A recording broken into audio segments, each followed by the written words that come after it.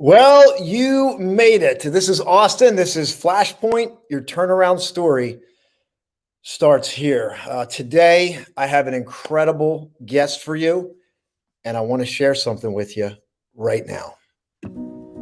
This Odyssey of Love that I've been on for the past 6.5 years, it's like a puzzle really, and I've put the pieces together only as I've traveled the many miles around our country, honoring Chuck's final request to scatter his cremains at our favorite places that we'd traveled to.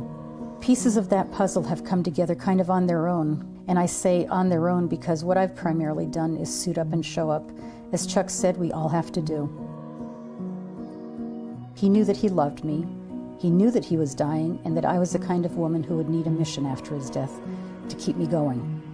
The first promise I'd made to him was that I'd paint my car pink so that he could find me out on the road. A pink car towing a pink trailer, I knew that would bring people to me, if only out of curiosity, and it would keep me from isolating myself.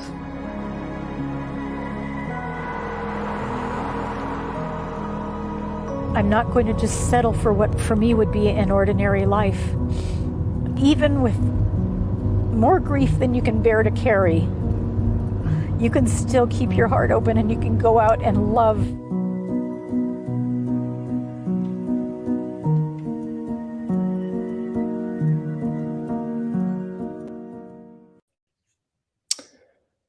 Wow, I got chills all over.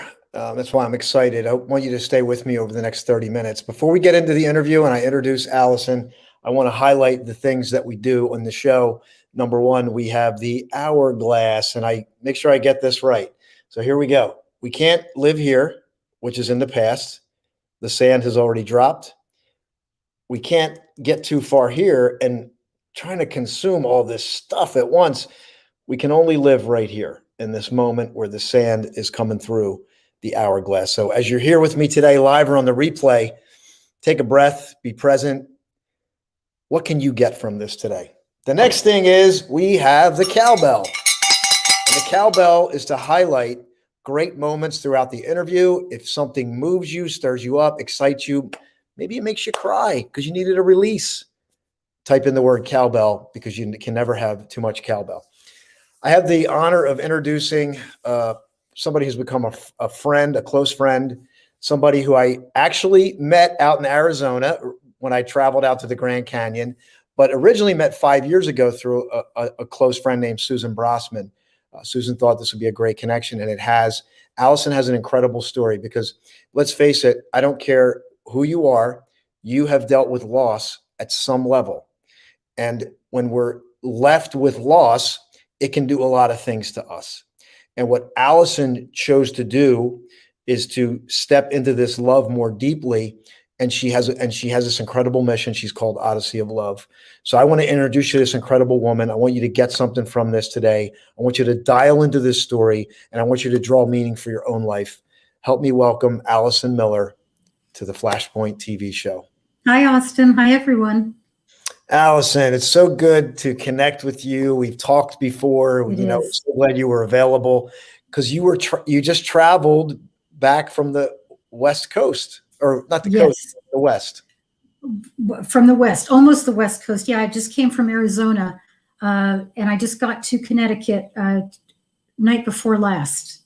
So it was about a week and a half I took to get from Arizona, traveling along I-10, and it was an absolutely magical road trip for me. I didn't have my trailer this time, so I thought, well, maybe it won't be as magical, but it was just as magical. And that's when I realized, you know what, this is not just about having my trailer. It's this entire Odyssey of Love. It's my mission. So I still have my pink car at least, right? And how long have you been on the road now? How many years? Well, until the pandemic hit, I'd been on the road for 8 years on my own. And all told, though, with my last 4 years with Chuck, it was 12 years. 12 years. Yeah. Alison, I want to share your story with the world here on my platform. And for those of you listening that do not know Alison, Alison, I'd love for you to share your story because it's so incredibly heartfelt. It's so moving. Are you willing to take us back a little bit? Oh, absolutely. 100%. Yeah, I'd love to get the genesis of this because as people are listening, how could you live on the road for 12 years? Like, number I one, know. right? And you, okay, so I'm going to turn it over to you because I want to just let you share this Okay. incredible story. I'm the least likely person to have been living on the road on my own for 8 years since Chuck's death because I'm not a camper. And yet I've been camping and living in a trailer all this time and work camping, working seasonal jobs. Chuck and I sold everything in '09 and left New Jersey. We sold our house, all of our belongings, and went out on the road together. And we had our last 4 years exploring. We drove in our car and we stayed at military bases primarily and at hotels. When he died, I wanted to continue staying out on the road because I couldn't imagine settling down without him where he had never been. So I ended up buying a tiny little trailer, a Tab Teardrop, and I had a color created, customized for me, a shade of pink customized for me. And I painted my car in that color and the trim on my trailer that color. I told Chuck before he died that I was going to do that. I was going to stay on the road. I'd paint my car pink so he could find me out there on the road. And I remember Chuck just looking at me with a little smile on his lips and saying, well, I'll be looking for you. And so I set out on the road with this customized shade of pink. It's called Chuck's Watching Over Me Pink. And I knew that grief is isolating and I was devastated. I didn't know how to live without him. I thought, well, if I paint my car pink and my trailer pink, it will attract people to me and it will keep me from isolating myself. Even if I want to do that, other people will approach me. And isolation is one of the things we want most to do in grief. It's also one of the most damaging things that we can do in grief if we do it on a continual basis. So pink is going to attract people to me. And I started writing about my Odyssey, what became my Odyssey of Love, writing about it on my Odyssey of Love Facebook page and in a blog. And that was my way of letting people know that I was still here because I felt like I'd disappeared because the devastation was so intense. And it all did what I wanted it to do. It pushed my limits. It pushed my comfort zones, my safety levels. It challenged everything that was in me to keep on suiting up and showing up every day. But I knew that was a way to do it, was in a trailer rather than settling down somewhere. Alison, this is so incredible. And the thing is, this to me, like, it's universal. It's not just about grief. It's about, well, I guess it is in some level because we all grieve at something. We're all feeling some kind of a pain, Yes. and it has the tendency to keep us in ourselves, in our own rhythms, to follow maybe the path of everyone else. And so here you are. I mean, you lose, and I wrote about this in the thing. This is the love of your life. Like, you experienced like what most people would never experience is love, passion, friendship, camaraderie, all these things, being able to retire together and travel. And the thing is, I'm thinking to myself, when you set out to do this, you probably thought this is the best ever. You didn't think, like, when you started this journey that 4 years later, you were going to be dealing with this incredible life-altering thing. Never. Chuck and I used to talk. I thought we probably, given our ages, because he was still in his 50s when he left civil service. He was former active duty Air Force. Air Force. He was a veteran, right? Yes. Active duty. And so I thought that we had probably, because we were both in good health and took care of our health, I thought we had at least 20 years. I had worked in hospice, so I'd had numerous deaths in my own family, my family of origin. And so I was very well acquainted with death. But you get into this, you just don't, I thought about it, but it's like, but this is us. And so we're going to have maybe 20 more years of having this adventurous life together. And it was just shy of 4 years in. We dealt with one cancer diagnosis and he got through it with numerous surgeries and everything else. And we thought, okay, he was the first survivor that I'd ever known, first cancer survivor. But then a year and a half later, it roared back, and it just ate him up and spit him out in 3 weeks. I can't even imagine what that felt like, to go through the initial, to think you're thinking in your mind, you got 20 years and then this, and then you overcome, and then it comes back, and then you're just on this roller coaster that just kind of rips you open. Yeah. Right. It shredded me. Unexpected way.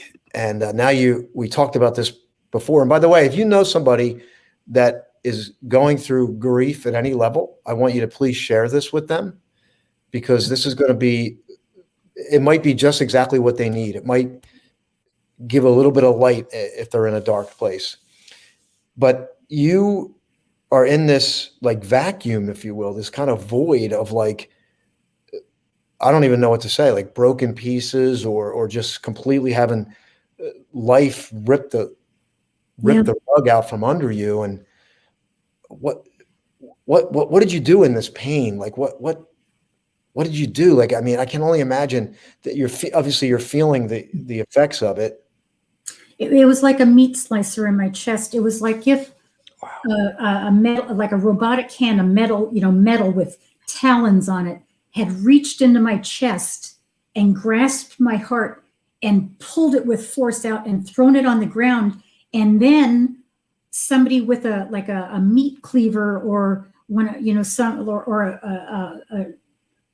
a dull-edged axe was hacking away at my heart as it was on the ground while I was still bleeding freely from my chest.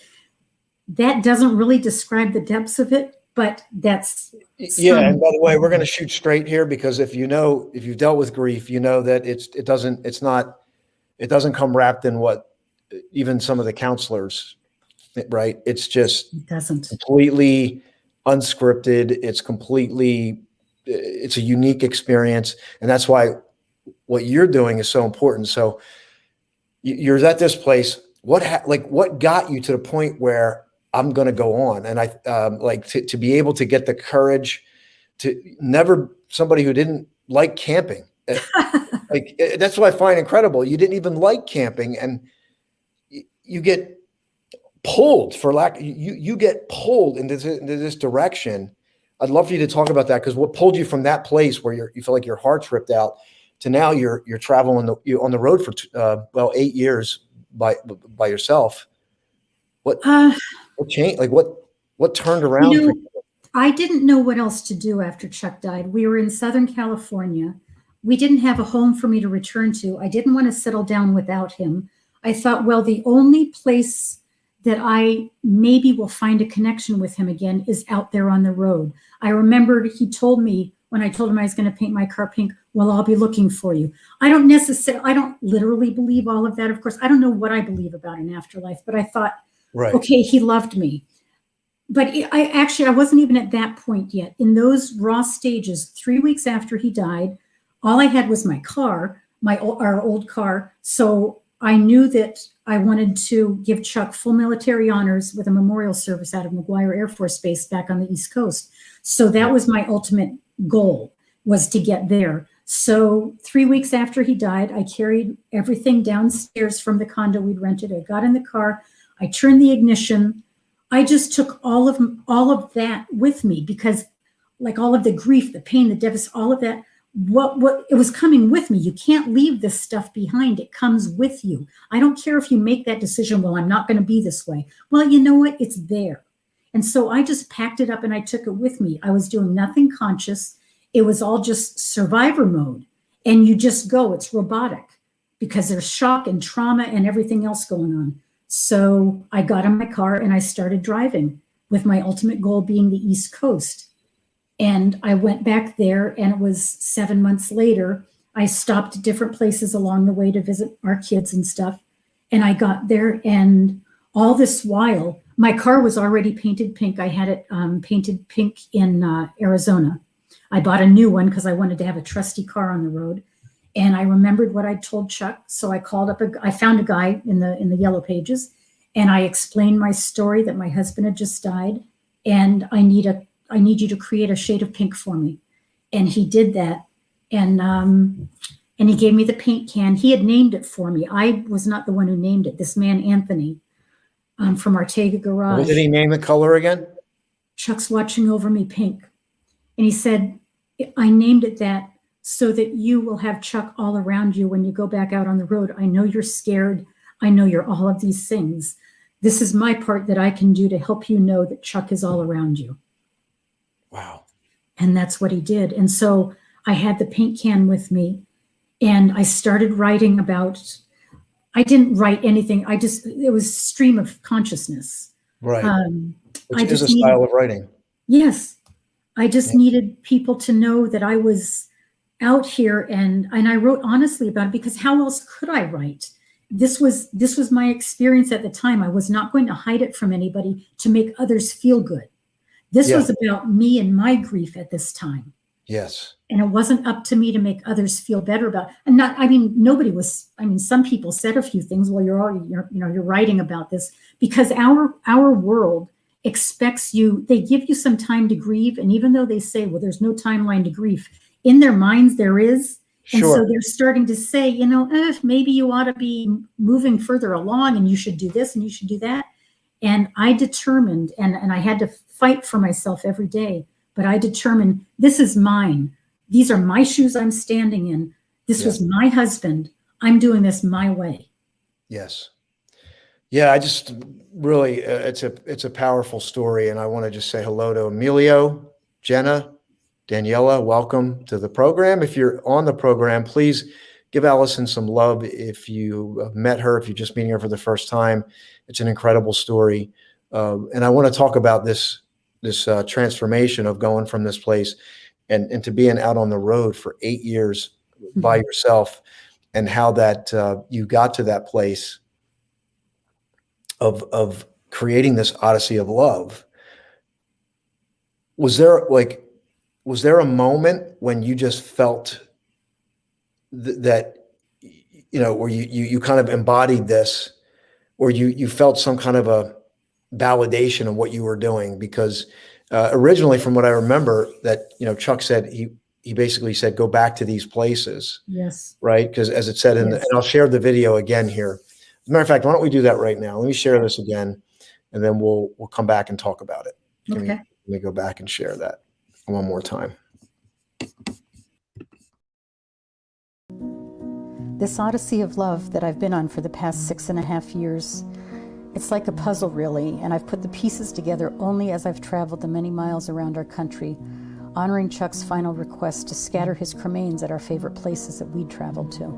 Pieces of that puzzle have come together kind of on their own, and I say on their own because what I've primarily done is suit up and show up, as Chuck said we all have to do. He knew that he loved me. He knew that he was dying, and that I was the kind of woman who would need a mission after his death to keep me going. The first promise I'd made to him was that I'd paint my car pink so that he could find me out on the road. A pink car towing a pink trailer, I knew that would bring people to me, if only out of curiosity, and it would keep me from isolating myself.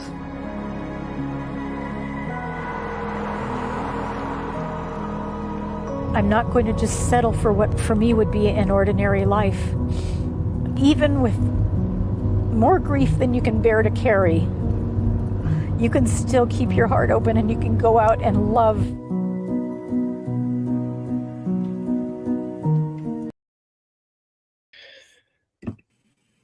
Alison, when I hear you say I'm not going to be settled for what would be an ordinary life, it just moves me. I got chills. And you see what I did, right?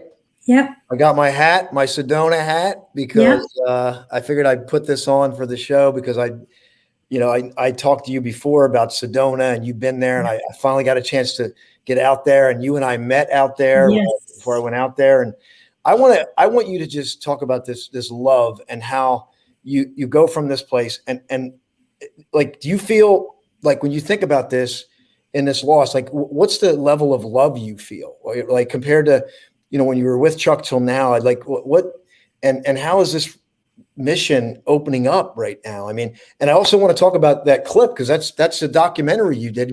Yes. Called a lovumentary, right? Yes. Yeah. It's the level of love that I have for Chuck now. I'm still in love with my husband. It's just very inconvenient that he's #dead.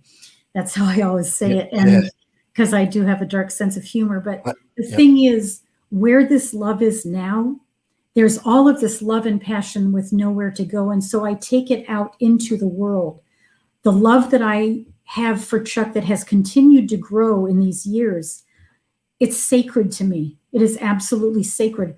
It isn't about putting him up on a cloud and clapping a halo on his head and, making him, this being that could never exist on earth. I know what Chuck was in real life, and I've taken everything he was to me and to the world, and it's that sacredness now. And there's a sacredness in grief. There's a sacredness that really is in the love that is grief. And so I have used that to power me on, to power me, just to keep me moving. I'm not moving on. I'm not moving forward. I'm just moving with. And he left so much love behind me. So I've taken that and I take it truly is sacred to me, what I now take out into the world.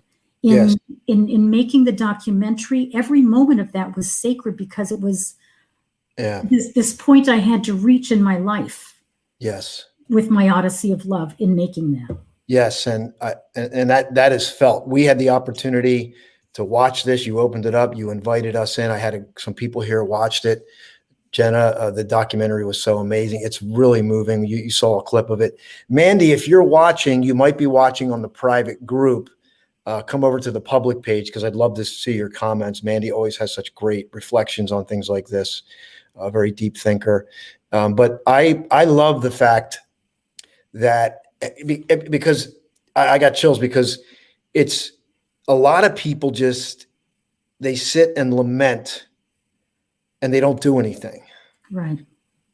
Some people do stuff, but you took this, and it's a testament to Chuck, really, because the love was so impactful that it's almost like the love's gonna pour out no matter what. Like, yeah, right. And you become a vehicle. Yes. Literally and figuratively, right? You're in this vehicle and you're driving all over. And, I wish I could get a picture. We should have a picture of if you can send me, maybe I can upload it, but a picture of your vehicle with all the signatures on it, with all the signatures of all the people all over the United States that you've met, that you've poured out and people have watched your journey. And by the way, this is not only people who are like women who've lost their husbands. Your journey transcends that now. Yes. So it was somewhere in the third year of my Odyssey of Love. And it kind of over time, I realized this is an Odyssey of love. It's all those puzzle pieces that were put into place. And somewhere around the third year, I started realizing this is not just about me and my grief. It is not just about my and Chuck's love story. It's also about, by then I'd been meeting a lot of other widowed people. So I started inviting them to send the names of their person to me, writing them on my rig. And then I realized, you know what? This is not about just widows. This is about anybody who's grieving. And then I thought, this is not about grief at all. This is about love. And so by that time, people that I met, it's about love, everyone. It's about love. People that I met, at roadside stops, at gas stations, at parks, campsites, they were writing messages of love because I always carried the pens with me. And I'd say, would you like to write something on my trailer? Which goes against, you can't write on your car, your trailer. The resale value is nothing at that point. Well, I'm never going to sell it. And so I just had the pens and I said, write whatever you want on it. And they would write these strong messages, and people have sent me the names. It's women who were widowed from 9/11. So on the back of my rig is, it's honoring my veteran, Master Sergeant Chuck Deering. I always, whatever names that I get of first responders, of military veterans and children, because I have a lot of children's names on it because parents send me the names of their children. Those all go on the back. And that's my point of honor, so to speak. And then the sides and the front, thousands of names. I have 2 notebooks filled with names. Yeah, let me just jump in. If you want to go to Alison's website, it's an odysseyoflove.com. The documentary is going to be coming out again at the end of June. Yes. Stay tuned for the dates. I'll be sharing it. Make sure you connect with Alison. Alison, I want to grab a flashpoint, if you will. Okay. That's the show. And the flashpoint is this visceral moment. it's a moment where you feel it at your core, like every level. Do you remember a moment in this journey where you felt this incredible love, from head to toe, kind of validated that your life with Chuck and what you're doing right now? Do you know, like, can you recall a moment when this happened for you? I do. The first moment that I realized was that was after I did a mud run. I'd trained for it. Mud run. Which A mud run. Once again, What are you doing not in the me. mud? I don't exercise. I don't know none of that. Hey, look, hold on. Allison's not a camper. She lives out of a camper.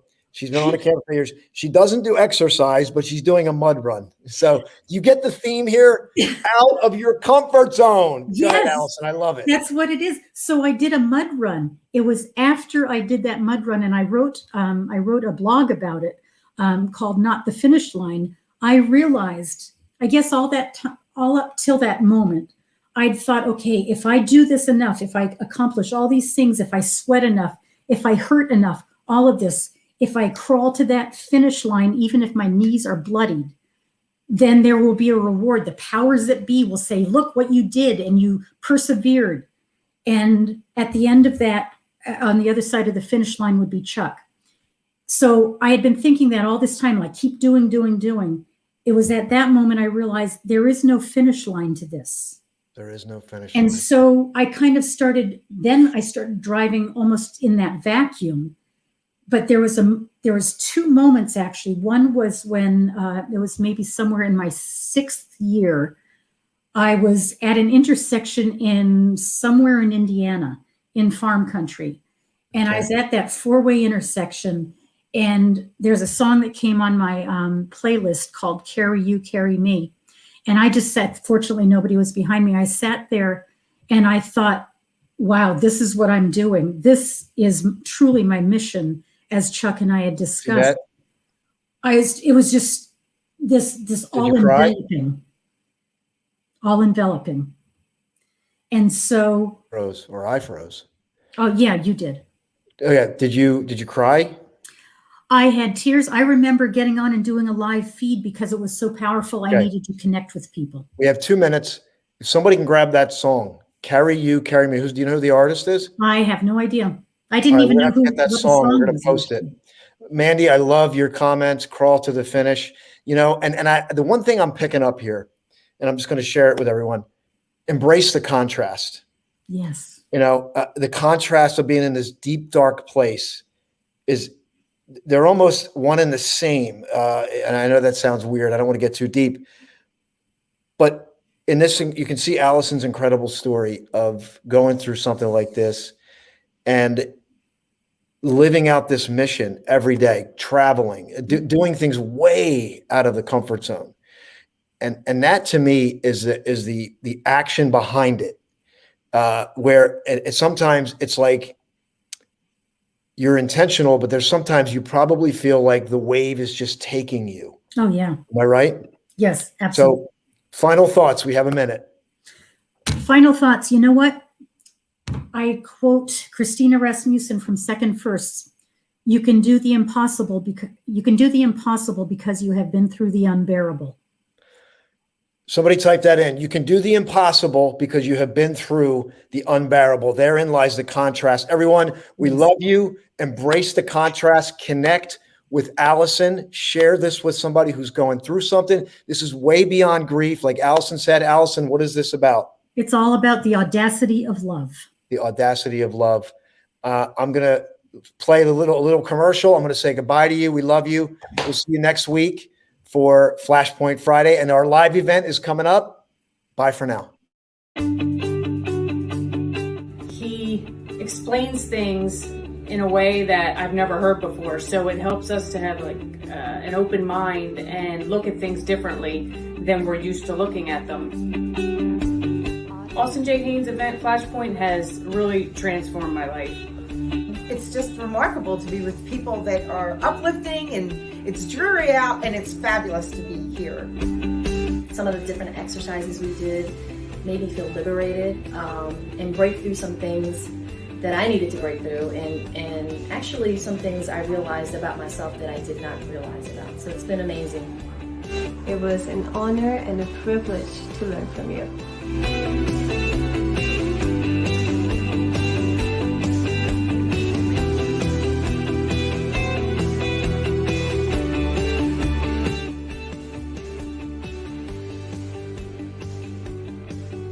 If you have an opportunity to come to an All Stay Hayes event, don't hesitate.